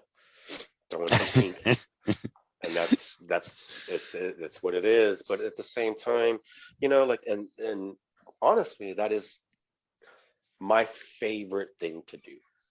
It is like when they don't want imagery, they just it's almost like they just want me to. That's why I call it I'm painting on people, like like they accentuate their body some, their yeah shape and all. yeah just Hmm? and it's good too because they choose these weird areas like I want it to come up the shoulder blade and around my back. And Hmm. what other tattoos really gonna what other Do that tattoos properly. folds Nothing. that way? You know what I mean? Yeah. So like I'm able to like work with these areas, and they're letting me do what I want, but at the same time, I'm like, like as long as you're happy looking at some bright color and something, they're essentially just wearing a painting of mine. And that's actually the more gratifying type of thing because they literally are taking my art, you know. Some people I laugh do at that look, understand that. That's why I like wicked clowns. There's no wrong way to do a wicked clown. right? And they make great cover-ups. That's my go-to. Oh, skulls are my go-to. For And cover-ups? cover-ups, Yeah. yeah, skulls. Or if they're wanting a watercolor tattoo, which is the easiest cover-up ever, because now Because you like can use black there. I use that black and make it look like a splatter, like a big Right. splatter mark, and then work off of that splatter mark and then drag it With all out. right. And then you can use the colors underneath and you can make them a prettier version of those colors and then gradient those colors to your next. I see. That probably is easiest. Abstract. Maybe I'll have to start selling it on that. I always go to like, nah, you need a demon. That's what I want to do. Yeah, I'm sorry, but you're getting a cover up, so it's probably going to need to be a demon. I think a Hey demon's man, I going to go mean, right there. well, look what you did with that dude's half black arm. Holy shit. That was cool, actually. That was that Yeah. pharaoh that we did. That was the same day, I think. Yeah, we were bullshitting. Yeah. Yeah. Yeah. Right on, right on, right So, on. But but I'm about to probably start to wrap it up. The bottom line is really a motherfucker does have to make his return on investment or it's not worth doing. right. And that person you need also. So when you recognize the importance of someone like Chapo or James Webb, or James Weber, actually, isn't it? Right. But and Freestyle Alex, the way he sets up his booths like like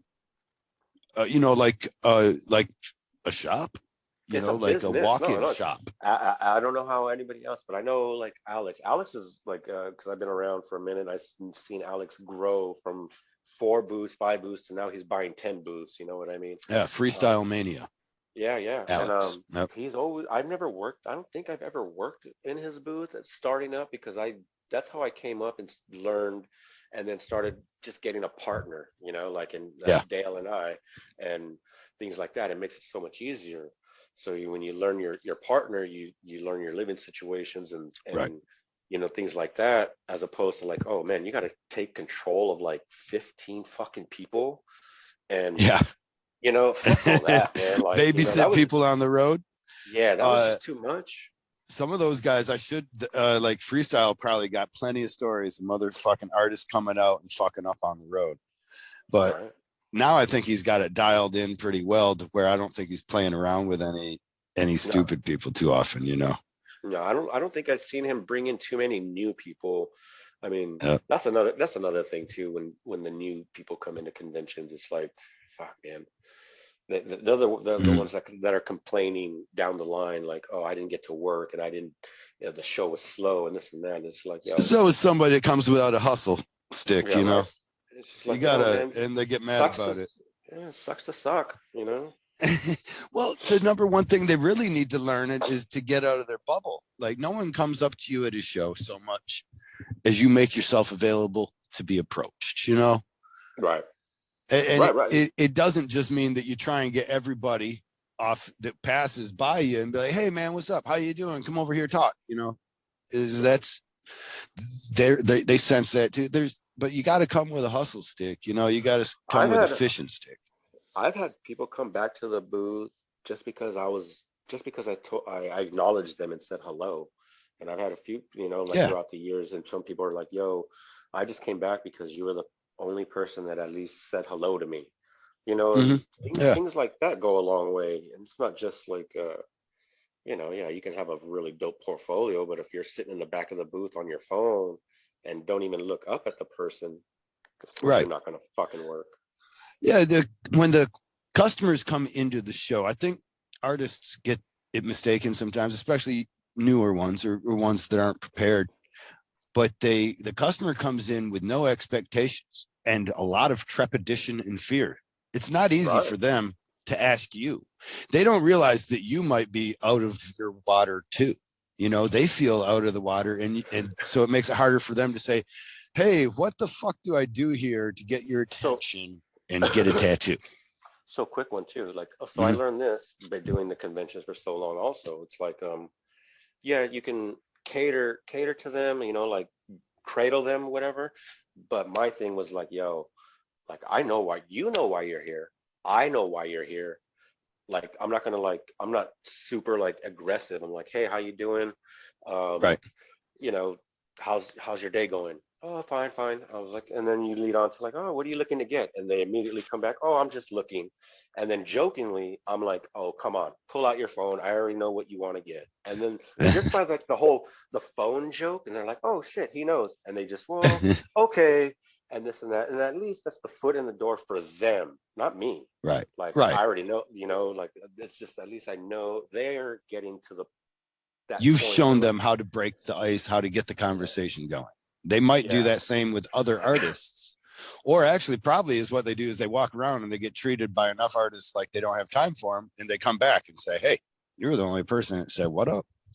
People skills go super obviously people skills go a super long way in this traveling game. Like, like you can be an asshole tattooer in your town, and these people in their town only have so many fucking options throughout the week, you know, Right. as opposed to like, yo, you're gonna be a shitty person to me, but I have like all these other people, all these other artists. There has to be someone else in this building that can Right. figure, whatever. So Find that's something to artist. put on me. Yeah, Yeah. that's an artist. That's the artist bad, I think. Just not having people skills and just fucking be nice to someone.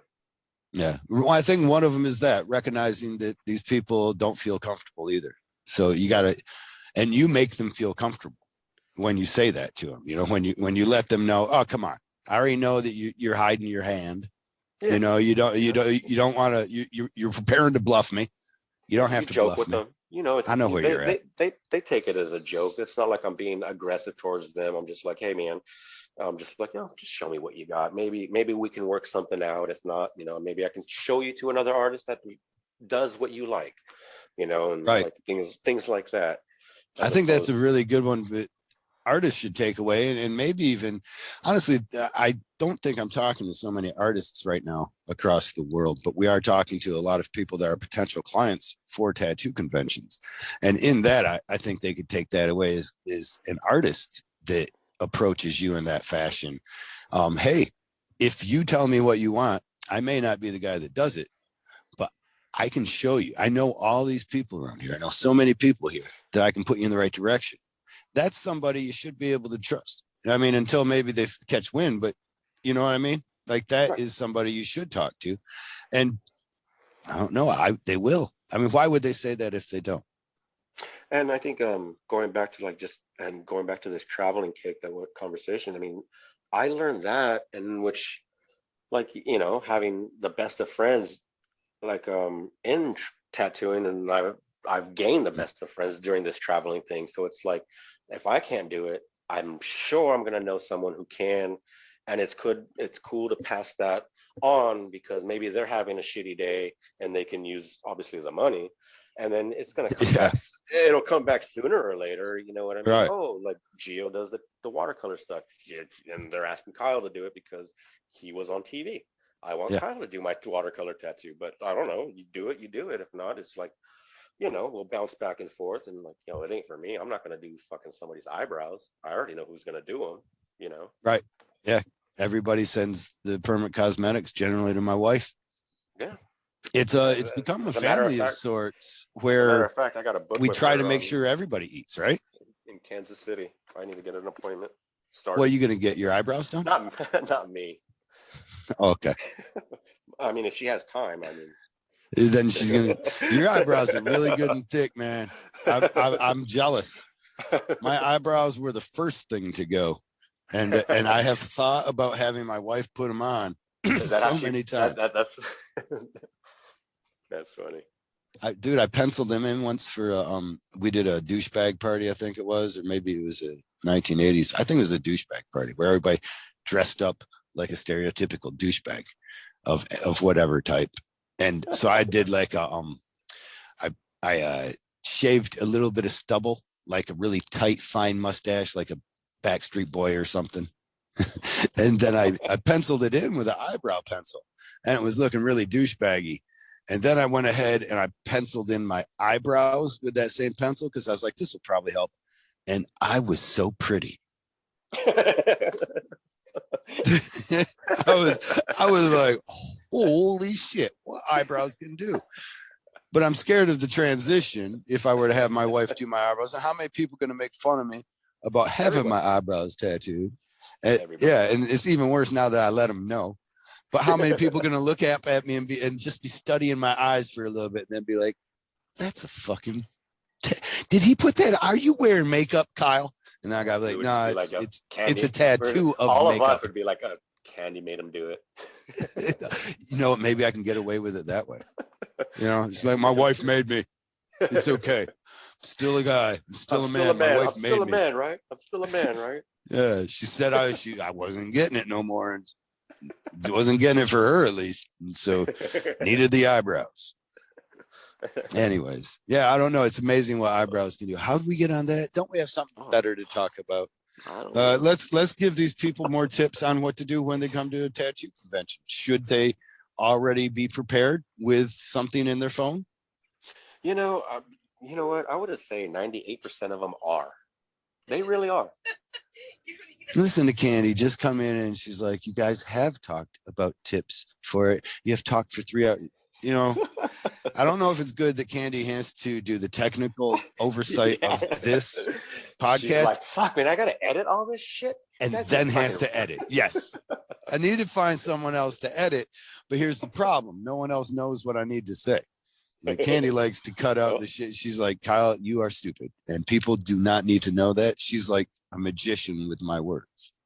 They have no idea. Everybody needs to hear all of this. It's been very fun and informative. Very fun and informative. Hey, let's save it for a second. Yeah, man, that'd be awesome. I look forward to having you back on, Joe. I've had a blast. We're going to get into talking about aliens next time. Oh, man. They're there. They are there. I know you think so. So I know we're going to talk about it. But until then, I think I've stayed too long and I've said too much. I love you, brother. We're going to see you again real soon. Baltimore, right? You're going to be there? In Baltimore. Yep. Look forward to it, brother. We'll talk to you soon. Mm-hmm. Super fun, man. Thank you. No, I had a blast too. I don't think we did bad. Right. In case there was any concern, certainly this is as good as any others have gone. Except Candy is still, look at it. She's like, Kyle, done. I got to edit this shit off the end. Even that's annoying. I got to find the spot. Troy didn't even let you get a word in at all. Barely let you get a word in. Yeah, I had to talk over him, and you know how hard that is? I love you guys, man. I'll talk to you later. Love you too, brother. Later. Bye.